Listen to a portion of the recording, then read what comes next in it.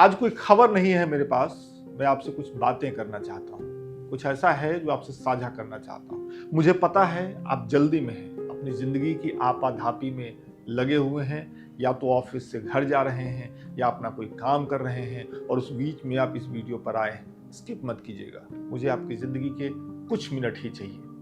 आपको पता है कि अभी देश में जिस एक घटना की सबसे ज़्यादा चर्चा है वो है कोलकाता के मेडिकल कॉलेज में, आरजिकर मेडिकल कॉलेज में एक लड़की के साथ जो रेप हुआ, एक बर्बरतापूर्ण रेप की घटना हुई, उसके बाद उसकी हत्या कर दी गई। इस मामले में कई पक्ष हैं। पश्चिम बंगाल सरकार एक पक्ष है, कोलकाता की पुलिस एक पक्ष है, सुप्रीम कोर्ट में 2 बार हो रही सुनवाई एक पक्ष है, सीबीआई का एक पक्ष है और वो आरोपी एक पक्ष है जिन पे आरोप है कि उन्होंने उस लड़की के साथ ये घटना की।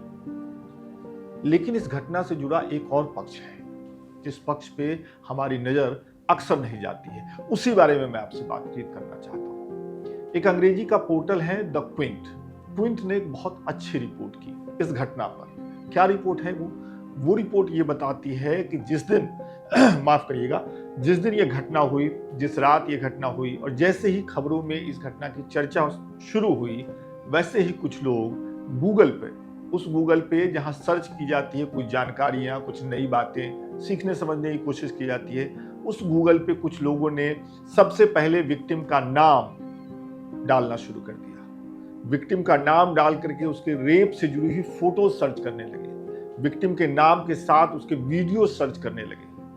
वो सर्च करना चाह रहे थे, वो देखना चाह रहे थे कि कोलकाता के मेडिकल कॉलेज में जिस लड़की के साथ रेप हुआ उसका वीडियो कहीं है कि नहीं, रेप के बाद की उसकी क्या हालत है, इसकी कहीं तस्वीर है कि नहीं। और 1-2 लोग सर्च नहीं कर रहे थे। गूगल सर्च इंजन के मुताबिक 160 से 190% तक ऐसे सर्च ऊपर गए, मतलब काफी संख्या में लोग इस बारे में सर्च कर रहे थे। यही मत रुकिए, आगे चलिए। मैंने इस खबर को पढ़ने के बाद गूगल पे कुछ सर्च किए, पिछले 5 साल का समय लिया और उसमें मैंने रेप शब्द डाला और मैंने देखा कि लोग क्या सर्च कर रहे हैं इंडिया में। जब आप रेप लिखते हैं तो लोग उससे क्या सर्च कर रहे हैं। स्क्रीन पे वो पेज दिख रहा है, वो स्क्रीनशॉट दिख रहा है। लोग सर्च कर रहे हैं जबरदस्ती रेप सेक्सी वीडियो, जबरदस्ती सेक्स वीडियो, जबरदस्ती सेक्स, जबरदस्ती रेप, जापानी रेप सेक्स वीडियो। ये कौन लोग हैं? ये कौन सा मनोरंजन खोज रहे हैं रेप के वीडियो में?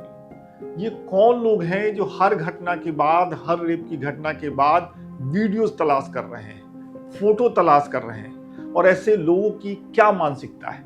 वो कहाँ रहते हैं? क्या वो हमारे आपके बीच ही हैं? क्या हम ही में से कोई है? और ऐसे लोग जब भरे पड़े हैं इस समाज में, हमारे आपके बीच, हमारे परिवारों में, पता नहीं कहां कहां हैं, तो फिर रेप जैसी घटनाओं पे हम कैसे रोक लगा सकते हैं? तो फिर रेप या बलात्कार जैसी घटनाओं पे या सड़क चलती हुई लड़कियों की छेड़छाड़ जैसी घटनाओं पे हम कैसे रोक लगा सकते हैं? हम कौन सा नियम कानून बना सकते हैं? क्या पुलिस इसे रोक सकती है? क्या न्यायपालिका इसे रोक सकती है? क्या कोई सरकार इसे रोक सकती है? आपको पता है हमारे देश में जो आंकड़े हैं, हर 15 मिनट 16 मिनट में एक रेप की घटना हो रही है। हजारों में ये नंबर्स दर्ज होते हैं हर साल। एनसीआर भी डाटा रिलीज करती है। ये भी कहा जाता है कि लगभग 70% रेप की घटनाएं रिपोर्ट नहीं होती। कई रेप की घटनाएं परिवार में ही हो जाती हैं। दम घुट जाता है लड़की का, अंदर ही अंदर मार के रह जाती है उस घटना को, कभी पता नहीं चलता कि रेप हुआ था। इस देश में 2 साल, 1 साल, 3 साल की बच्ची से लेकर के 60-65 साल की महिला कोई सुरक्षित नहीं। इसके बाद भी मेरे जैसा रिपोर्टर अगर कैमरा लेकर के बाहर निकल जाए, लोगों से पूछना शुरू कर दे, तो लोग लड़की के पहनावे ओढ़ावे को, उसके कपड़े के स्टाइल को, उसके सिगरेट पीने को, उसके मिजाज के खुलेपन होने को रेप होने की एक वजह बताते हैं। लेकिन मैं पूछता हूं, क्या ये लोग वजह नहीं है जो किसी घटना के बाद, जो रेप की किसी घटना के बाद, बलात्कार की किसी घटना के बाद इंटरनेट पे रेप के वीडियो और फोटो सर्च कर रहे हैं? क्या वो लोग इस तरीके की घटना के जिम्मेदार नहीं हैं? मैंने एक चीज बताना मैं आपको भूल गया। कोलकाता वाली रेप की घटना हुई, उसके बाद गूगल पे तो सर्च हुआ ही, देश में सबसे ज्यादा देखे जाने वाला जो एक पॉर्न साइट है, उस पॉर्न साइट पे भी लड़की का नाम लिख करके, नाम लोगों को पता था, उस पीड़िता का नाम लिख करके लगभग 3 से 4 हजार सर्च किए गए। अब बताइए मुझे।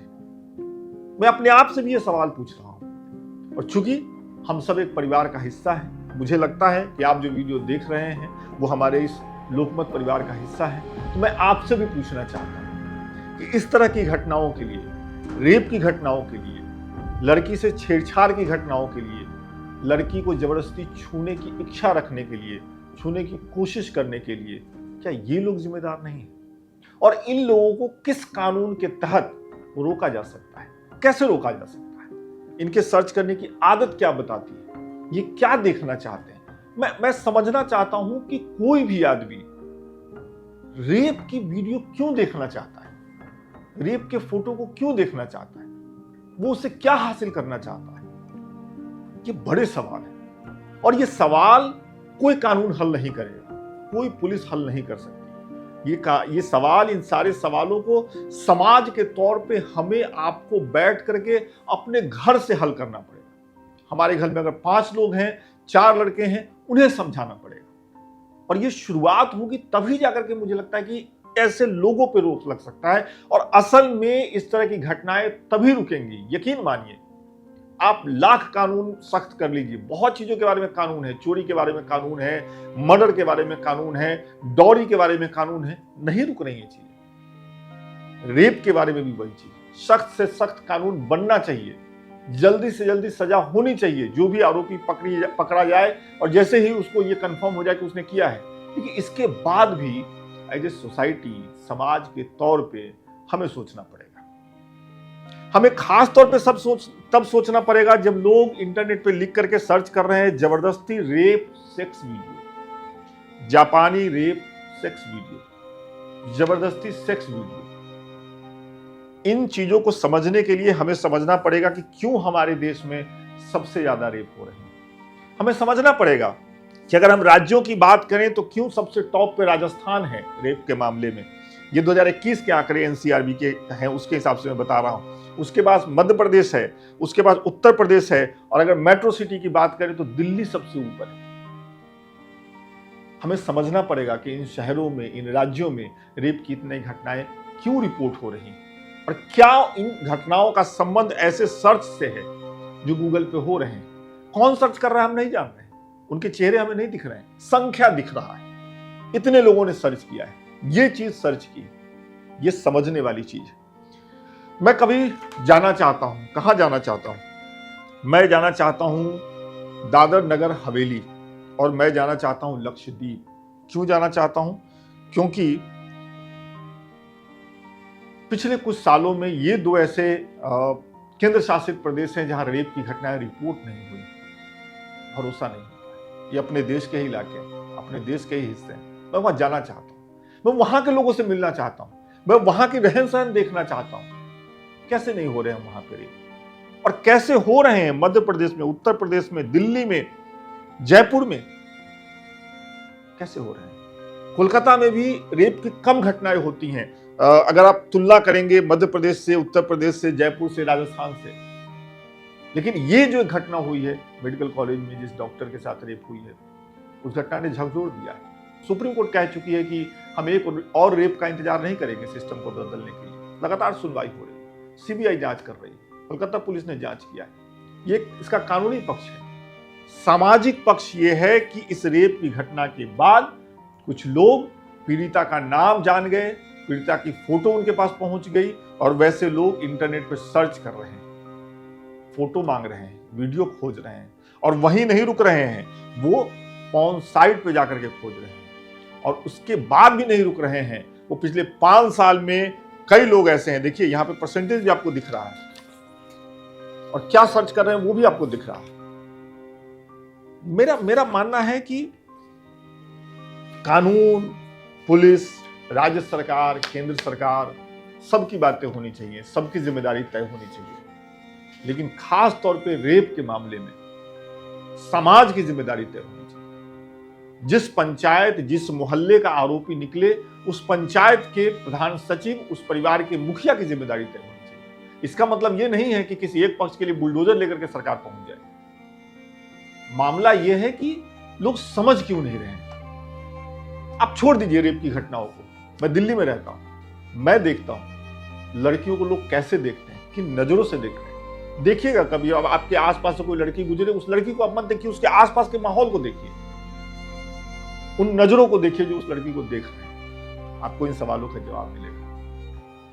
मुझे नहीं पता आपको मेरी बातें कैसी लग रही हैं। मेरे मन में ये बात आई, मुझे लगा कि आपके साथ ये बातचीत करूं मैं। अगर आपको मेरी बातें ज्ञान लग रही हैं, माफ करिएगा, ये दुख है मेरा। बतौर पत्रकार, बतौर इंसान, मुझे लगा आप हमारे परिवार का हिस्सा हैं, आपके साथ ये दुख साझा किया जाए। सोचिएगा आप इस बारे में कि ये कौन लोग हैं जो रेप की वीडियो और फोटो इंटरनेट पे सर्च कर रहे हैं, और ये सब सर्च करके क्या हासिल करना चाहते हैं। और अगर ऐसे लोग नहीं रुकेंगे तो क्या कोई भी कानून बन जाए तो रेप की घटनाएं रुक जाएंगी। ये लोग पहचाने नहीं जा रहे, पहचानना मुश्किल है। लेकिन अगर हम अपने पे आ जाए, हम कोशिश करने लगे, अपने आसपास देखने लगे, तो पहचानना आसान है। बहुत बहुत शुक्रिया।